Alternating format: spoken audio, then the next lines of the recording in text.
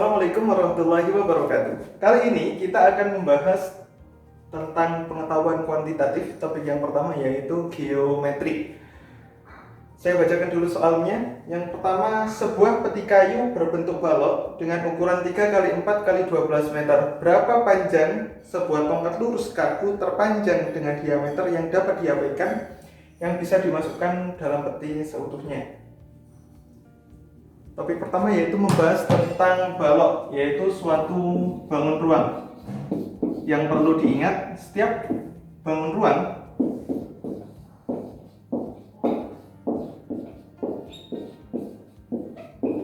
itu pasti memiliki jarak terpanjang atau jarak terjauh yang bisa memuat atau termuat dalam bangunnya itu sendiri. Nah, di dalam bangun ruang khususnya balok atau kubus, cara termudah untuk mencari jarak terpanjangnya yaitu dengan mencari diagonal ruang. Saya gambarkan terlebih dahulu. Misal kita punya balok yang tingginya sekian.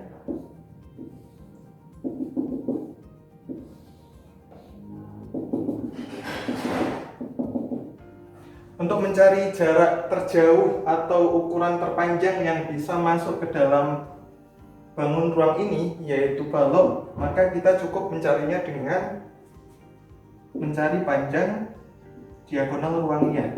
Diagonal ruang itu adalah jarak antara titik yang merupakan pertemuan dari tiga sisi dan titik lain yang merupakan pertemuan dari tiga sisi yang lainnya. Jadi pertemuannya berbeda. Titik ini pertemuan dari sisi 1, 2, dan 3. Kalau yang titik ini pertemuan dari 1, 2, dan 3. Jadi tiga sisinya berbeda sehingga dia dapat membentuk suatu diagonal ruang. Nah, untuk mencari ukuran terpanjang atau yang tadi kita bahas adalah tongkat kayu terpanjang yang bisa masuk dalam suatu peti yang berbentuk balok, maka kita sama aja dengan mencari diagonal ruangnya. Jadi ini merupakan diagonal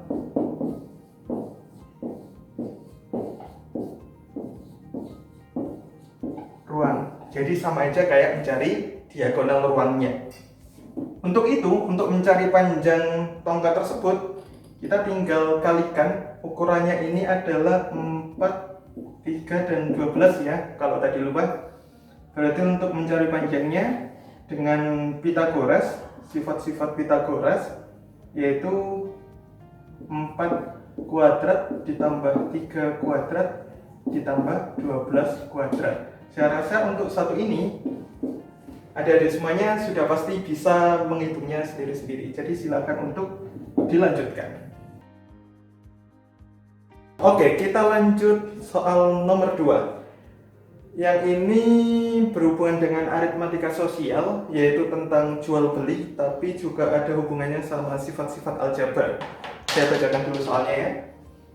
Max memiliki uang sebanyak X dolar. Dia pergi ke toko permen dan membeli Y buah permen dengan harga masing-masingnya yaitu Z sen. Berapa banyak kembalian dalam dolar yang Max dapatkan? Oke. Jadi di sini ada orang yang namanya Max. Max ini punya uang sebanyak X dolar. Dengan X dolar ini Max ingin beli permen sebanyak Y buah.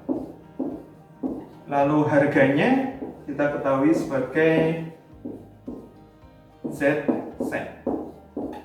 Jadi harga masing-masing permen ini satuannya yaitu Z sen. Kalau terkait jual beli, maka kita tinggal mencari pengurangannya. Max punya uang X dolar, lalu dia pengen beli permen, berarti kita kurangkan karena buat membeli tentunya kan.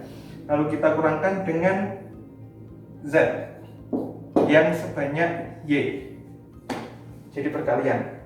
Z, Y atau YZ sama aja ya. Nah, yang perlu kita perhatikan di sini adalah uang yang dimiliki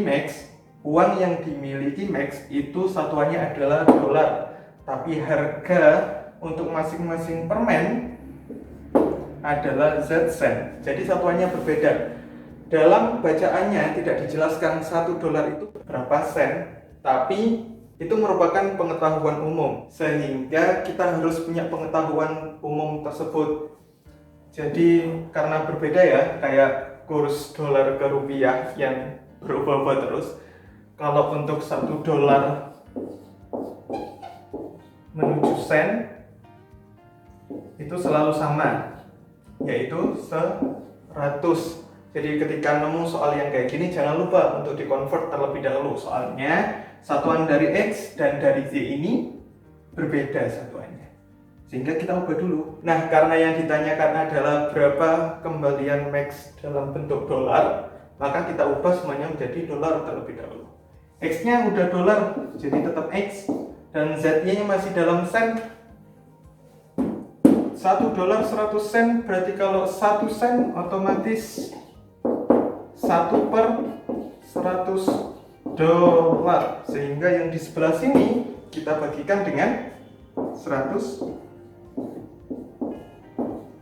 sehingga satuannya akan sama-sama dolar. Jangan berharap bakal ketemu nominalnya berapa, karena yang kita ketahui hanyalah X, Y, dan Z. Oke, lanjut nomor selanjutnya. Untuk topik selanjutnya ini, tipe soal yang akan kita bahas adalah tipe kelengkapan soal. Oke, untuk tipe kelengkapan agak tricky ya. Jangan lupa ini bukan problem solving, jadi kita nggak perlu menyelesaikan soalnya, tapi kita harus tahu gimana sih cara menyelesaikan soal tersebut dan apa sih yang kita butuhkan sebenarnya. Sehingga disediakan 2 pilihan dan kita tinggal melihat mana yang sudah mencukupi untuk menjawab soal tersebut. Saya bacakan soalnya terlebih dahulu. Jika 90/K adalah bilangan bulat, apakah K bilangan bulat? Jadi diketahuinya adalah 90/K itu bilangan bulat. Ini nggak boleh lupa, jadi ini terlebih dahulu. 90/K itu bilangan bulat. 90/K bilangan bulat, dan yang ditanyakan adalah apakah K itu bilangan bulat? Jadi kalau 90/K itu bilangan bulat, apakah K pasti bilangan bulat? Yang kita perlukan adalah pernyataan-pernyataan yang mendukung kita untuk memastikan apakah K itu pasti bulat atau pasti tidak bulat. Kalau masih ragu-ragu, maka itu tidak cukup. Oke? Dari pernyataan pertama. Pernyataan pertama kita ketahui kalau K-nya lebih dari 1. K lebih dari 1, di mana tidak ada batasan sama sekali apakah K-nya itu pecahan, apakah K-nya itu bulat, nggak ada batasan sama sekali di sana. Cuma K lebih dari 1. Sehingga apakah K itu pasti bilangan bulat? Kita cek. Dari pertama, yaitu 90/K itu bulat. Untuk menjadikan 90/K itu bilangan bulat, apakah K-nya harus bilangan bulat? Sebenarnya itu yang harus kita ketahui. Karena kalau diketahui dari ini saja, kalau lebih dari 1, maka percabangannya itu ada banyak. Ketika K-nya itu pecahan, dan ketika K-nya bulat. Pertanyaannya adalah untuk membuat 90/K itu bilangan bulat, apakah K lebih dari 1 itu harus bulat? Kita cari yang simpel dulu, kita cari yang bulat. Kita ambil K-nya 3. Ketika K-nya 3, maka akan didapatkan 90/K atau 90/3, itu hasilnya 30. Hasilnya bulat. Sehingga ketika K-nya bulat, maka menghasilkan 90/K bulat. Sayangnya ketika K-nya pecahan dan K-nya lebih dari 1, misal 5/2. Pecahannya kita ambil K-nya sama dengan 5/2. 5/2 ini lebih dari 1 loh ya. Ingat, harus lebih dari 1. Jadi ketika K-nya 5/2, kalau kita masukkan maka akan ketemu 90/5/2.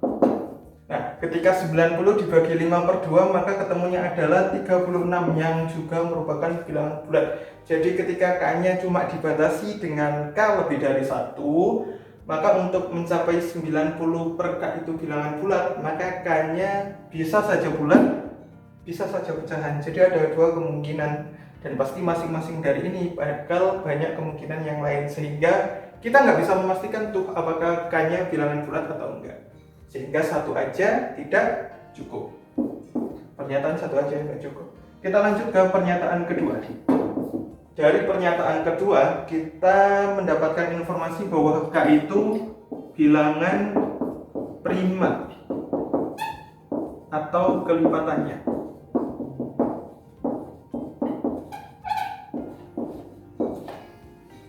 Tahu kan ya bilangan prima itu apa aja? Bilangan yang paling dasar, bilangan yang cuma punya faktor 1 dan bilangan itu sendiri. Contohnya 2, 3, 5, 7, 11 dan lainnya. Nah, untuk kelipatannya, K ini bilangan prima atau kelipatannya, sehingga kelipatannya berarti termasuk 4, 6, 12 itu termasuk kelipatan dari bilangan prima. Nah, yang kita harus cek adalah kita cari dulu K yang dapat membagi 90 sehingga menghasilkan bilangan bulat. Ingat, K yang kita ambil adalah yang bisa membagi 90 dan menghasilkan bilangan bulat, tidak sembarang K. Dan K tersebut merupakan bilangan prima atau kelipatannya. Contoh 2. Terlalu simpel. Misal contohnya 6. K-nya 6. 6 ini kan kelipatan dari bilangan 2 dan kelipatan dari bilangan 3, sehingga dia kelipatan dari bilangan prima. Lalu kalau kita masukkan 90 dibagi 6 akan menghasilkan 15, sehingga munculnya bulat. Dan banyak contoh lain, misal 90-nya dibagi dengan 45. 45 kan juga merupakan kelipatan dari bilangan prima, yaitu kelipatan dari 5. Tapi selalu bisa, jadi kalau ada bilangan prima atau kelipatannya yang membagi 90 ini menjadi bilangan bulat, itu pasti apa? Pasti bilangan bulat. Karena bilangan prima itu pasti bulat, kelipatannya juga termasuk bulat. Jadi K berapapun yang bisa membagi 90 dan menghasilkan bilangan bulat, itu juga merupakan bilangan bulat. Selalu begitu, selalu bilangan bulat, karena dia dipastikan dengan dia itu merupakan bilangan prima, jadi pasti bulat. Sehingga kita bisa menjawab, apakah K bilangan bulat? Jawabannya iya. Dari pernyataan 2 cukup, sehingga jawabannya adalah B. Kita lanjut soal selanjutnya, yaitu tentang aritmatika. Tentang kalau ini membahas tabungan, saya bacakan dulu soalnya ya. Jika Ilham menyimpan X per 10 dari pendapatannya untuk tabungannya tiap bulan, berapakah nilai X? Jadi Ilham ini mau nyimpan uang sebesar X per 10 dari tabungannya. Jadi yang ditanyakan adalah berapakah X-nya ketika X per 10 ini merupakan seberapa banyak Ilham itu menabung. Kita lihat dari pernyataan pertama. Ilham menyimpan 10% dari pendapatannya. 10% dari pendapatan itu sama kayak dia menyimpan sebesar 1/10 dari pendapatan. Sehingga seberapa sih bagian uang Ilham yang ia simpan? Sudah jelas adalah 1/10. Nah, diketahui adalah X per 10, maka sudah jelas bahwa X-nya adalah 1. Sehingga dari pernyataan 1 saja ini sudah cukup untuk menjawab pertanyaan. Kita cek lagi dari pernyataan kedua. Pendapatan Ilham per bulan adalah 25 juta. Dari pernyataan 2 yang diketahui adalah pendapatannya. Jadi pendapatan adalah 25 juta. Padahal yang mau kita cari adalah X, di mana X itu adalah beberapa bagian sih uangnya yang mau ditabung oleh Ilham. Jadi nggak peduli berapa itu uangnya, berapa nominalnya, itu tidak kita pedulikan. Yang kita pedulikan adalah bagaimana kita cari X yang merupakan seberapa banyak sih bagian dari tabungan seberapa banyak sih bagian dari seberapa banyak sih bagian dari pendapatan yang bakal dimasukkan ke dalam.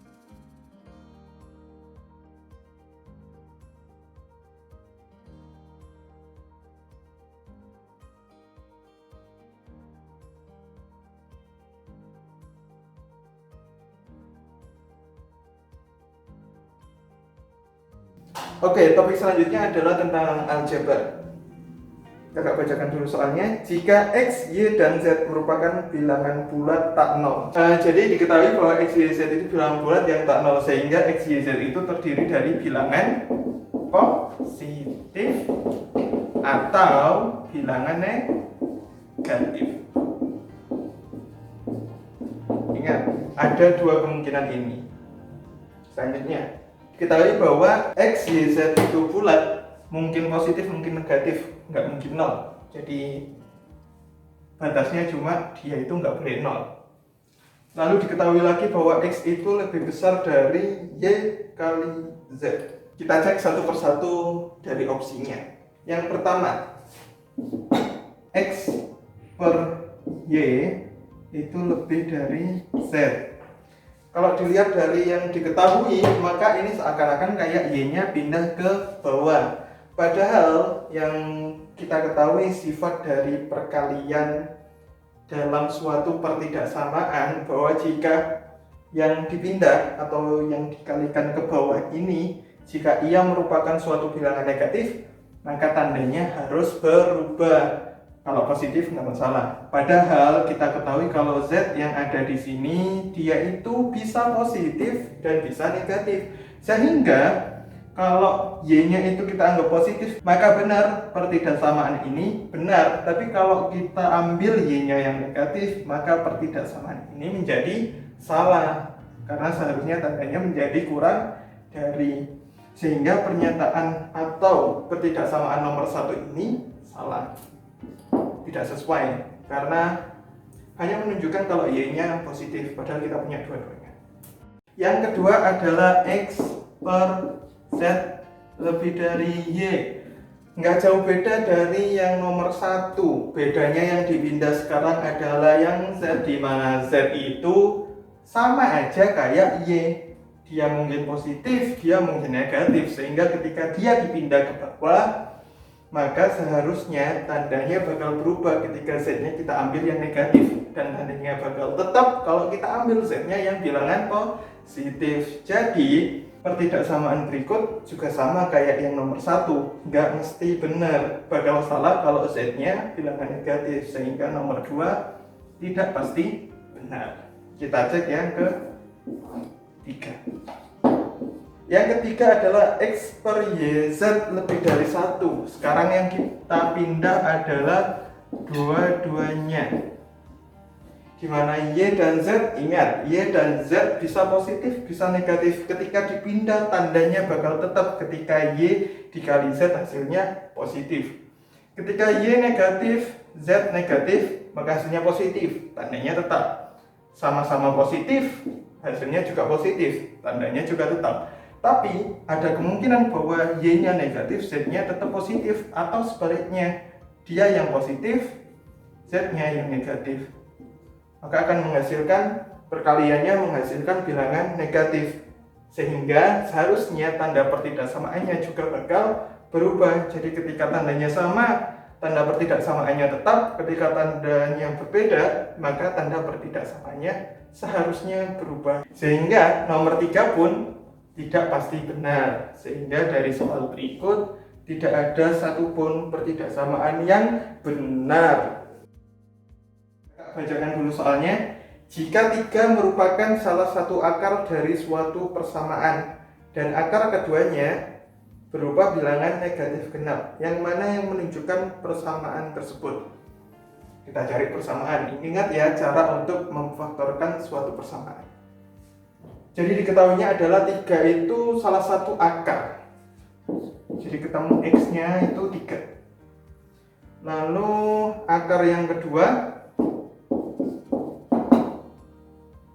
bilangan negatif yang genap. Negatif genap bisa ditandai dengan apapun, bebas, nggak ada ketentuan untuk itu. Diketahui pertama adalah X-nya sama dengan 3, yang kedua adalah bilangan negatif yang genap. Sehingga kita bisa susun suatu persamaannya menjadi berikut. X min 3, X plus sekian. Karena akar keduanya adalah genap, maka perkalian dari dua akar berikut pasti akan menghasilkan genap juga. Jadi dari pilihan jawabannya kita cek dulu nih bagian terakhirnya, yang manakah yang negatif. Ingat ya, ini negatif, ini positif, jadi dikalikan hasilnya pasti negatif. Dan ini ganjil, yang ini genap, maka hasilnya juga bakal genap. Kita cek dari pilihan pertama, X kuadrat min 8X plus 15.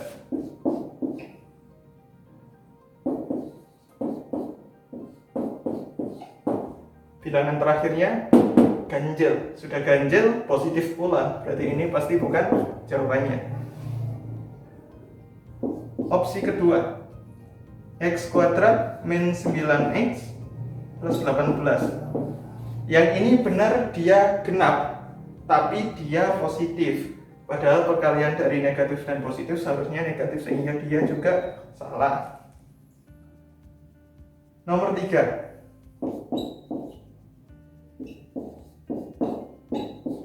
dari sini kita dapatkan bilangannya negatif, bilangannya juga genap. Tapi ingat, 10 itu bukan merupakan perkalian dengan bilangan 3. Sehingga ini tidak mungkin dong, 3 dikali suatu bilangan genap bakal menghasilkan angka 10. Sehingga ini juga tidak mungkin. Lanjut. X kuadrat ditambah X min 12, ini bilangannya negatif, hasilnya genap, dan dia merupakan perkalian atau kelipatan dari 3, sehingga kita cek untuk pemfaktorannya. Yang satu pasti min 3 ya, X min 3, yang satunya X plus, karena ini 3, berarti ini harusnya 4, sehingga kita dapatkan X-nya yaitu 3, yang pasti ini yang kita ketahui.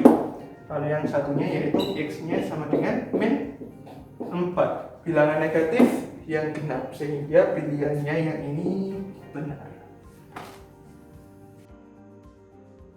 Oke, nomor selanjutnya, Kakak bacakan dulu soalnya. Himpunan B berisi semua bilangan prima yang kurang dari 40.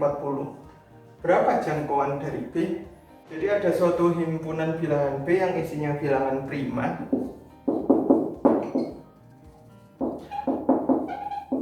yang kurang dari 40. Yang dicari adalah jangkauan.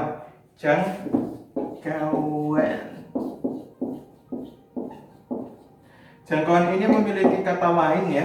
Kalau dalam bahasa Inggris itu istilahnya pakai range. Tentunya nanti bakal muncul yang bahasa Inggris. Lalu di istilah bahasa Indonesia itu ada lain istilahnya, yaitu ki jugu bodo. Nah, untuk istilah lain di bahasa Indonesia itu ada yang namanya kisaran. Jadi kalau ada muncul kisaran, itu ya nama lainnya dari jangkauan atau range. Jadi nggak usah bingung. Untuk mencari kisaran, jangkauan atau range, yang kita butuhkan adalah data tertingginya dari suatu himpunan ini dan data terendahnya untuk mencari selisihnya. Karena kita batasi adalah bilangan prima dan dia itu kurang dari 40 ya. Jangan lupa. Kurang dari 40, kita cari bilangan prima terkecil, yaitu sudah pasti dia adalah 2. Lalu bilangan primanya sebelum 40, 39 bukan, 38 bukan, dan ia adalah 37. Sehingga jangkauannya adalah 35. Gitu aja. Oke, selanjutnya kakak akan pilih soal tentang kelengkapan lagi. Ini topiknya tentang geometri. Sudut sering muncul dalam banyak variasi soal. Kurang lebih seperti ini gambarnya, nggak mirip sama kayak yang di soal kalian, tapi kita nggak boleh terlalu terpaku oleh itu. Yang penting adalah posisinya. Di sini X, di sini Y, di sini Z, dan di sini W. Jadi yang di dalam bangun ini ada X, W, dan Z. Y-nya ada di luar, sehingga yang di dalam sini bisa kita anggap sebagai Y aksen. Yang ditanyakan adalah berapa sih besar sudut W? Untuk mencari besar sudut W, ini tipe kelengkapan ya, pernyataan-pernyataannya belum kakak bacakan.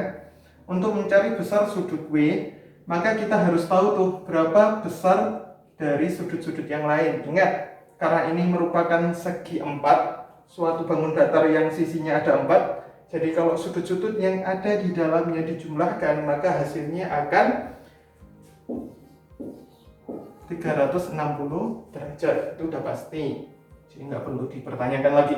Jadi kalau untuk mencari besar W, maka kita harus tahu dulu besarnya X, Z, dan Y aksen. Ketiganya kita harus tahu, atau pernyataan apapun yang menuju kita mengetahui ketiga yang lain. Kita mulai dari pernyataan pertama, yaitu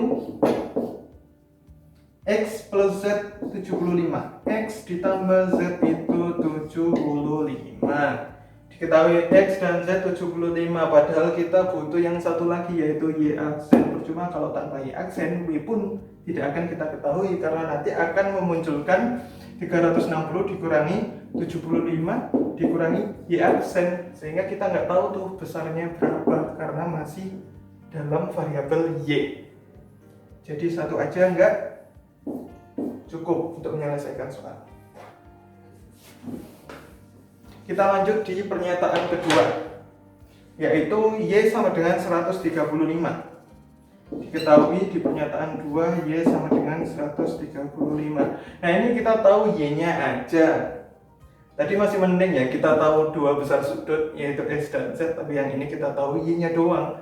Kita tahu yang di sebelah luar. Kita bisa sih cari yang Y aksen, tapi kan cuma sebatas itu. Kita masih perlu X dan Z-nya, sehingga dua aja nggak cukup.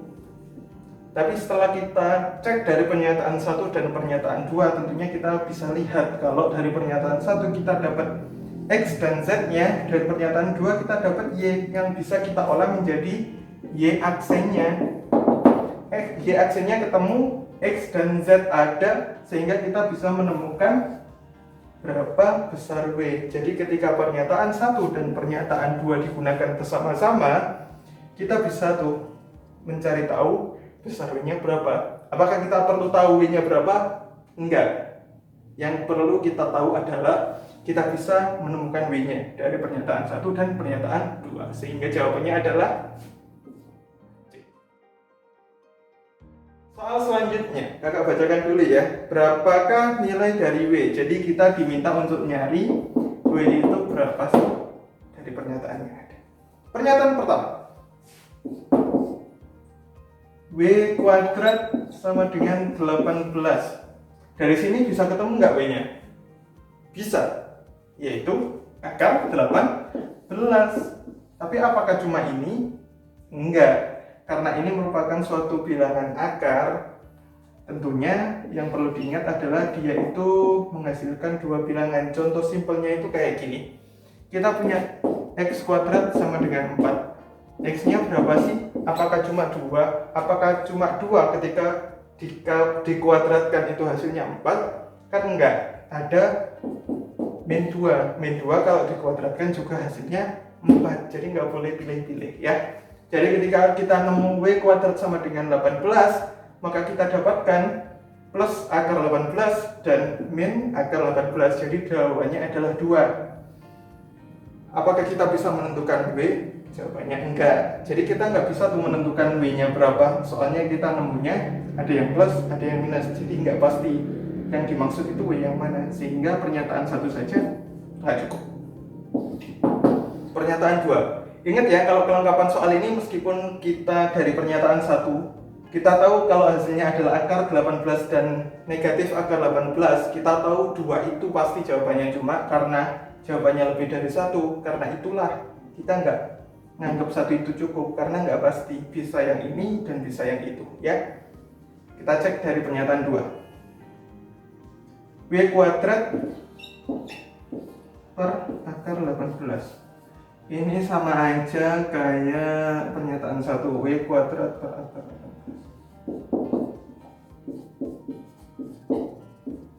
W kuadrat per akar 18 itu bilangan bulat. Agar bilangan ini jadi bulat, W kuadratnya harus sama dengan akar 18. Ini yang paling simple.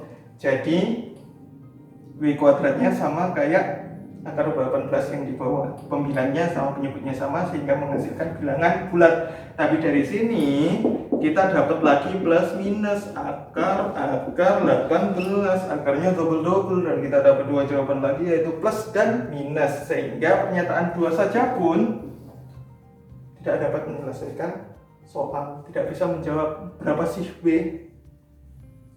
Nah, lalu ketika digabungkan apakah bakal ketemu? Kita cek lagi. Dari pernyataan 1 kita dapatkan kalau W itu akar 18 dan min akar 18. Nah, ketika kita masukkan ke pernyataan 2 ke sini, ketemunya adalah 18 per akar 18 yang bukan merupakan bilangan bulat. Padahal itu adalah syarat dari pernyataan 2, sehingga pernyataan 2-nya menjadi tidak valid ketika dua pernyataan ini digabungkan, sehingga pernyataan 1 dan pernyataan 2 bersama-sama pun tidak cukup untuk menjawab soal. Jadi jawabannya adalah kita akan membahas kelengkapan soal lagi. Yang ditanyakan adalah berapakah nilai dari 3Y dikali 3YZ. Berapa sih 3Y dikali 3YZ? Itu yang mau kita cari. Nah, dari pernyataan pertama diketahui bahwa Y dikali Z sama dengan 6. Ketahuinya adalah perkalian dari Y dan Z. Kita tidak tahu satu persatu antara Y-nya berapa, Z-nya berapa, sehingga kita nggak tahu tuh hasil dari 3 pangkat Y-nya berapa. Jadi pernyataan 1 aja nggak cukup buat menjawab soal ini, karena yang diketahui cuma Y dikali Z doang. Dari pernyataan 2, Y dalam kurung 1 plus Z sama dengan 8. Apakah pernyataan 2 saja cukup untuk menjawab soal? Ingat, kita itu boleh mengubah suatu persamaan, mengubah bentuk asalkan tidak melanggar peraturan. Kayak ini, kita bisa kalikan terlebih dahulu sehingga kita dapatkan Y ditambah YZ sama dengan 8. Perhatikan bentuknya, Y ditambah YZ. Ingat, dilihat lagi soalnya, 3 pangkat Y dikali 3 pangkat YZ. Ingat ya, aturan perkalian dalam perpangkatan. Dua bilangan ini memiliki bilangan dasar yang sama, yaitu 3. Jadi ketika mereka dikalikan, maka kita punya sifat yaitu menjumlahkan pangkatnya. Sehingga kita dapatkan 3 pangkat Y ditambah YZ. Yang telah diketahui dari pernyataan 2, Y ditambah YZ itu 8. Sehingga kita dapatkan 3 pangkat 8. Kebanyakan orang bakal terjebak dari yang diketahui doang, yaitu Y dikali 1 ditambah Z. Seakan-akan mereka tidak menuntaskan, sehingga mengambil keputusan untuk menggabungkannya dengan pernyataan 1. Apakah salah? Iya, karena terlalu terburu-buru, padahal bentuknya bisa diubah terlebih dahulu sehingga cocok dengan yang diketahui. Jadi tidak perlu pernyataan 1, sehingga pernyataan 2 saja cukup. Ingat ya, pilihan C atau pilihan 1 dan pilihan 2 bersama-sama cukup itu digunakan ketika masing-masing dari ini nggak cukup. Tapi ketika dari pernyataan 2 ini masih bisa diolah sehingga kita bisa menjawab pertanyaan yang dimaksud, maka kita tidak perlu untuk menggabungkan keduanya, karena meskipun ketika digabungkan juga pasti bakal ketemu dan pasti bakal lebih mudah. Tapi kalau ternyata pernyataan 2 saja sudah cukup, maka nggak perlu dong untuk menggabungkan kedua pernyataan tersebut. Jadi jawabannya adalah B. Oke, sekian untuk kelas pembahasan hari ini. Untuk yang merasa masih kurang jelas, silahkan untuk mengikuti kelas pembahasan selanjutnya atau kelas bimbel intensif. Tentunya pasti beda dari kelas pembahasan, karena kalau di kelas intensif bakal dijelaskan lebih rinci ada tips dan trik untuk menjelaskan masing-masing soal, bagaimana memanajemen waktu, bagaimana mengolah soal, bagaimana memilah soal, bagaimana memahami teks. Karena di Bimbel Plus Ilhami nggak cuma tentang pengetahuan kuantitatif, kami juga menyediakan untuk penalaran umum, kemampuan bacaan dan menulis dan lainnya. Untuk lengkapnya bisa cek di IG kami @bimbelplusilhami, dan kalau ada apa-apa silakan hubungi nomor di bawah. Sekian, bye.